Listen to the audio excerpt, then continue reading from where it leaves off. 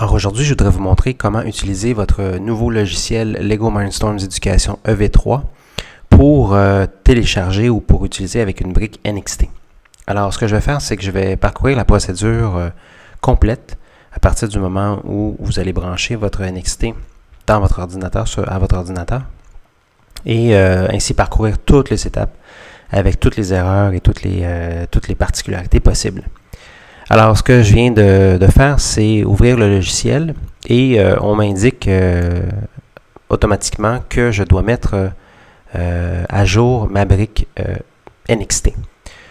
Donc, techniquement, ce que je ferais au départ, c'est aller dans le menu Outils et cliquer sur Mise à jour du firmware. Et donc, on me donne un autre message qui m'indique que cet outil n'est pas compatible avec la brique NXT. Bon. Là, je suis un petit peu mal pris. Donc, ce que je vais faire, c'est que j'ai quelques options qui s'offrent à moi. La première est que je pourrais télécharger, c'est-à-dire je pourrais ouvrir le logiciel Mindstorms NXT pour faire la mise à jour de la brique. Mais peut-être que certains d'entre vous, certains utilisateurs, vous n'avez pas ce logiciel et donc ça pourrait être plus difficile de vous y retrouver. Alors, ce que je vais faire, c'est que je vais plutôt télécharger le micro-logiciel, donc le firmware de la brique NXT, en me rendant sur le site web mindstorms.lego.com. En naviguant un tout petit peu là, dans la section support, je devrais retrouver là, cette page où je peux télécharger le micro-logiciel et la dernière version présentement est la version 1.31. Donc, c'est ce que j'ai fait et j'ai donc mon archive, mon .zip qui est ici et j'ai tout de suite décompressé le fichier en question qui s'appelle le .rfw. Bon, j'ai tout ça, mais comment je fais pour mettre le fichier dans la brique NXT si je n'ai pas le logiciel Lego Mindstorms NXT? Alors, pour ce faire, je vais aussi utiliser une application qui est gratuite, donc un petit logiciel qui est gratuit, que l'on peut retrouver sur le site web brickcc.sourceforge.net. Le site web a changé depuis quelques semaines. Donc, les personnes qui étaient habituées de se rendre sur ce site web-là, vous devez maintenant un tout petit peu vous y retrouver. Et je vous invite donc à la page d'accueil de vous rendre ici, Programmable Bricks Utilities. À cet endroit, bien, vous allez télécharger soit en version Macintosh ou en version PC, en fait, cette application pour les Mac. Et un petit peu plus loin, attention, celui-ci, pour Windows. Donc, le NXT Explorer. Alors, qu'est-ce que ça me permet de faire, cette application? Donc, je l'ai installée sur mon appareil. Si je l'ouvre, on va me demander à quel port est connectée ma brique. Donc, je vais vous dire NXT, c'est-à-dire je vais dire USB. Et là, bon, on m'indique que je ne suis pas capable de me connecter à ma brique, mais c'est parce que j'ai toujours mon logiciel Mindstorms EV3 d'ouvert. Donc, je vais quitter ce logiciel.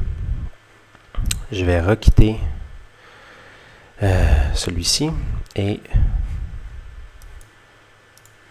je vais quitter celui-ci. Et je vais le réouvrir de nouveau. Voilà. Bon.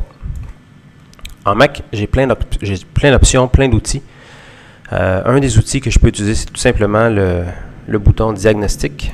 Et ça m'indique ici que j'ai mon logiciel est à la version 1.26. Donc, c'est ce qui explique le fait qu'on me demande actuellement de mettre à jour le micro-logiciel. Alors, qu'est-ce que je peux faire? Je peux télécharger ici avec l'application Download Firmware et télécharger le logiciel, c'est-à-dire le micro-logiciel que j'ai sur mon bureau. Et ça devrait prendre quelques instants pour m'indiquer que le tout a été effectué. Ce ne sera pas trop long.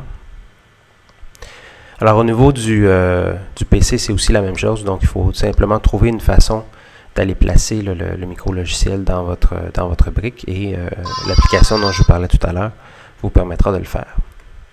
Donc, vous avez entendu mon NXT qui est revenu à la vie.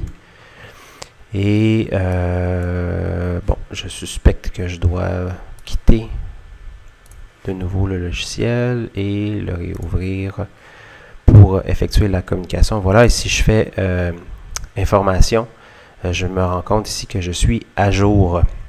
Bon. Donc, j'ai ceci de fait. Maintenant, je vais tenter de réouvrir le logiciel EV3 pour voir si ça fonctionne. Donc, je suis à ouvrir ceci. Si ça fonctionne, je ne devrais pas avoir probablement de message là, à l'ouverture, ce qui semble bon. Ici, je pourrais probablement ouvrir un nouveau projet, donc un programme. Donc, le tout s'en vient et puisque je n'ai pas eu de message, là, je devrais m'attendre à voir en bas ici. Voilà. Donc, en bas de l'écran, j'ai donc mon NXT qui apparaît. Donc, ici, on a une indication qu'on est vraiment connecté, qu'on a un micro-logiciel qui est en version 1.31. Je suis connecté en USB. Et si j'effectue un petit... si je télécharge un petit programme... attendez, jouer une tonalité.